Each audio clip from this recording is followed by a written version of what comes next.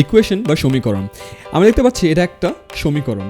এই সমীকরণে কিছু পার্ট থাকে, এই সাইডে যেটা বাম সাইডে এটাকে একটা এক্সপ্রেশন বলে, বা বাংলাতে এটাকে রাশি বলে।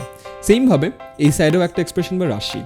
দুটো রাশি যখন সমান হয় তখন আমরা সমান চিহ্ন দিয়ে এটাকে একটা জিনিসে পরিণত করি, সেটাকে আমরা সমীকরণ বলি। প্রতিটা সমীকরণের দুটো জিনিস থাকে। আমরা সাধারণত দেখি একটা হলো নর্মালি নম্বরগুলো, অ্যান্ড আরেকটা জিনিস থাকে এক্স ওয়াই যেগুলো থাকে।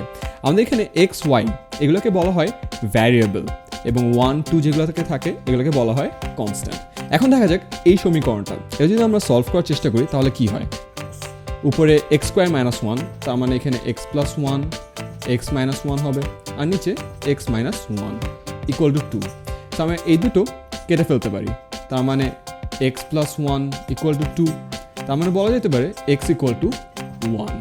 এখন আমার যদি এই সমীকরণ সলভ করার পর অ্যান্সার কী হবে এটা যদি বের করতে বলি, তাহলে আমরা সবাই বলবো এটার অ্যান্সার হবে 1।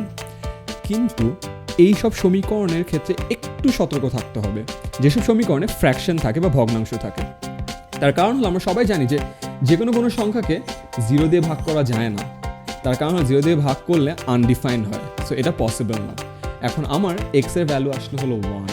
তো আমাকে যদি কোনো সময় ফ্র্যাকশন দেওয়া থাকে, ফ্র্যাকশনের নিচে ডিনোমিনেটর বা হরে এই ভ্যালুটা প্লাগ ইন করে দেখব। 1 যদি আমি এখানে বসাই তাহলে 1 মাইনাস 1 0 হয়ে যাচ্ছে। এখন X square minus 1 divided by 0, and আমরা জানি কোনো একটা সংখ্যাকে 0 দিয়ে ভাগ করা যায় না, কারণ সেটা হয় আনডিফাইন্ড। সো এই একটা মাত্র ক্ষেত্রে সমীকরণের ভ্যালুগুলো অ্যাকচুয়ালি অ্যান্সারে বসানোর আগে টেস্ট করে দেখতে হয়, যে ক্ষেত্রে ফ্র্যাকশন বা ভগ্নাংশ থাকে। সো সমীকরণে অঙ্ক করার সময় আমরা নর্মালি করব শুধুমাত্র এই একটা মাত্র ক্ষেত্রে একটু সতর্ক হয়ে ডিনোমিনেটরটা চেক করে নেব যে এটা 0 কি 0 না।